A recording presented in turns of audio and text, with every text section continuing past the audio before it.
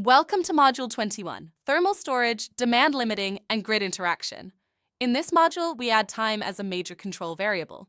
A plant may charge storage before the load arrives, discharge during a utility peak, or respond to a grid signal.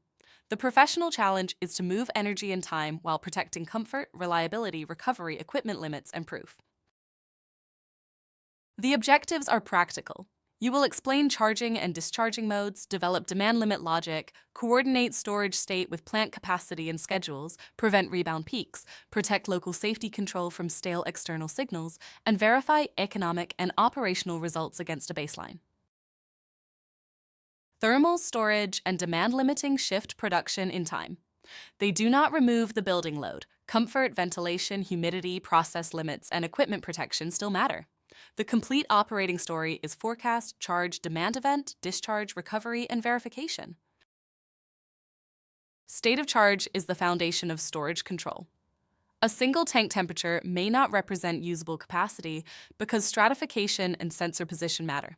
Good control uses an approved method, such as temperature layers, flow, energy balance, ice inventory, or manufacturer data, and it exposes uncertainty to operators. Charging mode coordinates plant equipment, valves, pumps, set points, and storage limits. Discharging mode coordinates storage flow with building demand and preserves reserve where required. The sequence should prevent unintended simultaneous charge and discharge and define fallback if plant capacity or sensor confidence is missing. Demand limiting should be ranked by operational impact. Low-impact actions might reset non-critical targets slowly. Moderate actions include discharging storage or deferring selected loads. High-impact actions require approved hierarchy and visibility. The demand target must account for the utility interval and meter latency. Otherwise, the logic may react too aggressively. Demand response requires a visible hierarchy.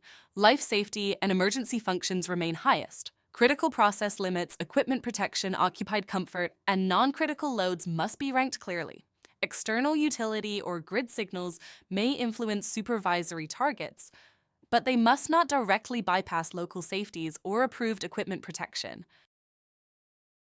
When a demand event ends, restoring every load at once can create a rebound peak. Recovery should be staged using priority, temperature deviation, criticality, and available plant capacity. Comfort and process debt should be measured. A strategy that saves demand cost but creates hours of recovery may not be successful.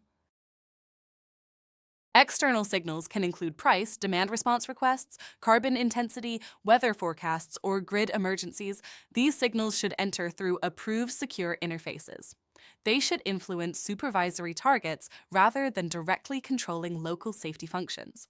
If a signal is stale, missing, implausible, or unauthorized, the system needs a defined fallback. Avatar narration. Operators should be able to see the reason, signal source, start time, expected end, active actions, exceptions, storage reserve, signal quality, and recovery status. Demand response should be treated as a controlled operating mode. Invisible set point movement damages operator trust and makes troubleshooting difficult. Verification compares measured performance with a documented baseline under comparable conditions. Review peak demand, energy, comfort deviation, storage losses, equipment starts, recovery duration, and cost.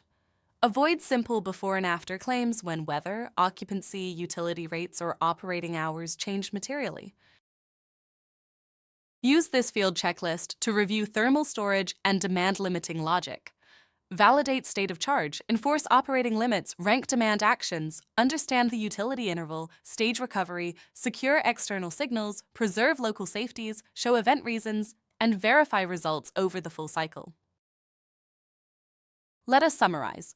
Storage state must represent usable capacity and sensor confidence. Charging and discharging require explicit modes, limits, reserve, and fallback. Demand limit actions must be ranked by criticality and bounded by approved limits. Recovery must be staged to avoid rebound. Performance must be verified with demand, cost, comfort, equipment, and recovery evidence.